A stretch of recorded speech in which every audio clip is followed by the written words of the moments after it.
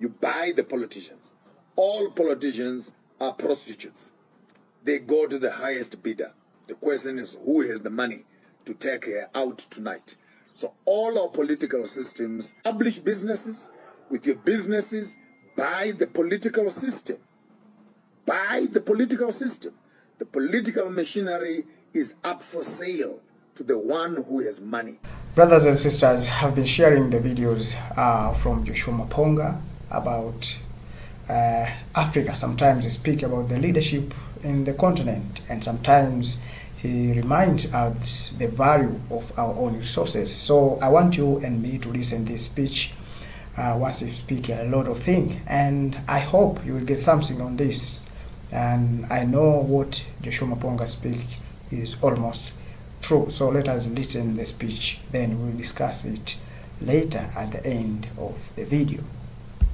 Your enemy number one is not the politician that you have in your office. Your enemy number one is the one who gives your politicians money to say and to do, to act, to sign the things that they want protected in their businesses. So from the business, you move over into the politicians. There's no political party that is totally free from business influence. For the businesses, lobby political leaders. The one they want to be in power is the one they're going to give money to. And once the politicians are in place, politicians are not there to protect the people. Politicians are there to protect their funders. They are there to protect their income. They are there to protect their sponsors. They are there to protect their investors. They are there to protect their partners. In some certain cases, the business people themselves position themselves as political heads, already having business interests. This has happened, for example, in a country like South Africa already, where you have a businessman, fully fledged businessman. Countries like America, where you have a businessman, fully fledged Donald Trump. And from that business corner, they want more power. So they change lanes from business into politics. And when they get into politics, are they coming to politics to look after the people, or they're coming into politics to look after their interests, which are business interests? The question is, how are they going to manipulate the political office to protect their business economic policies? And with the political instruments in their hands, they're able to appoint a judiciary system. A judiciary system, therefore, stands to enact, to effect laws. Laws that manage the politics, laws that manage the funders. And take note that the judiciary system, in as much as they tell us that it is independent from the political machinery, but a judiciary institution is actually appointed by the political system. It is the politics of the day that appoints judges, that appoints chief justices, that appoints prosecutors. It is the politicians who actually are employers of the judiciary system. So the judiciary system is not independent from the adulterated funding that is coming from the business community and the confused decisions that are coming from politicians. Because of politicians, then you have the judiciary system. Then the judiciary system, on top of it, you now have what we call propaganda, media, and education. In media and education, then you begin to teach the people and tell them what you want them to think, how you want them to think, the education you think they must have. Perceptions are controlled by education and media. But this media is governed by judiciary system. The judiciary system is governed by the political system. The political system is sponsored by the business community. Having mentioned those four typical culprits, which are actually managing everything, banks and all of them belong to the first platform. That is the business environment. If with that understanding as your introduction in mind, now let's move over into our African politics. Now that you know where I'm coming from. understanding how the political system is standing. Now let's go together slowly. When you begin to come to moments of pandemics, you want to understand again these three platforms. Are we dealing with a pandemic in terms of its economy?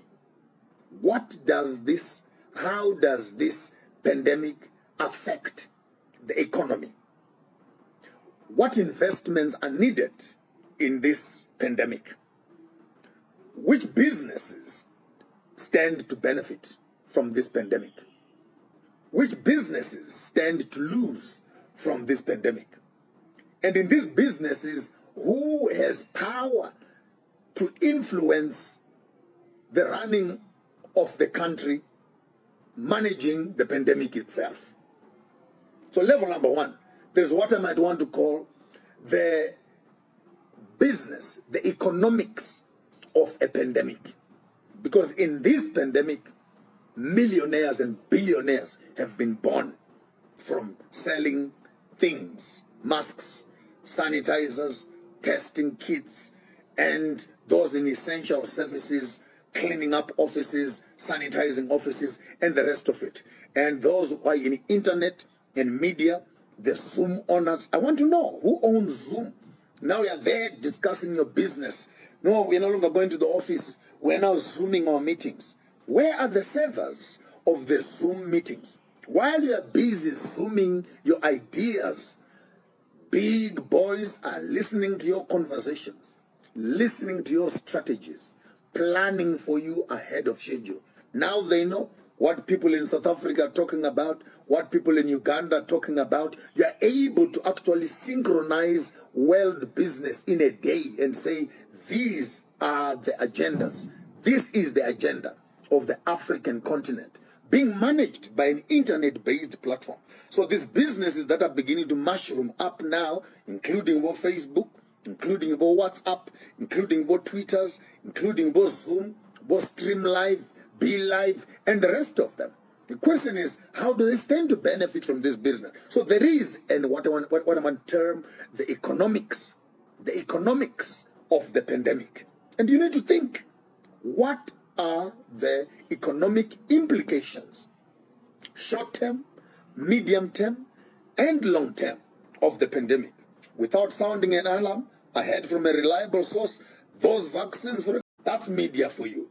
Now, when you look at this system that we are now living in, which has given so much power, so much latitude to the politicians, so much power, so much latitude to the pharmaceuticals, so much power to the army, so much power to the police, so much power to the pharmaceutical companies, so much power to the governments. The question is, how do you as people begin to respond and maximize on your human rights to respond to a system that has 4 concrete layers that seem impermeable?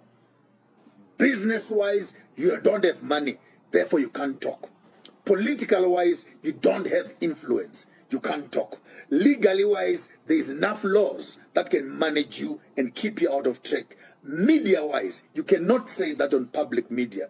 Therefore, the information that the people would solemnly need out there, the question is, how do we even break through these concrete walls to begin to say, I have freedom for myself? Those that want to vaccinate can vaccinate. It is their freedom of choice. Those that don't want to vaccinate, do they have a choice? Whether to or not to. Or the pandemic has now given the government power over human rights, so that when I have made my decision can be overridden by the government. So right now, if you are infected with corona and you go to a hospital, you lose all your rights because it's a pandemic. Doctors take over. They take you, put you in the ICUs, pump you with gases and oxygens, give you injections and etc., and manage you until you recover. Hope you get something on what Joshua Maponga said on the full video that you watched. Please, can we share this together? Can you share your thought with us and to the African diasporas, the Caribbeans, and those who are in the continent? Because the aim is to share this thought, because all we want Africa is to stabilize this continent to the Africa that we want. So we can't achieve some goals if we are not sharing such kind of ideas. Please let me end here. I don't have many to say. Please, what you got, let us know in the comment section, because the Africa we want will be built by the African themselves, which I'm talking about is we African, me and you. Thanks for watching, and let us meet on the next episode.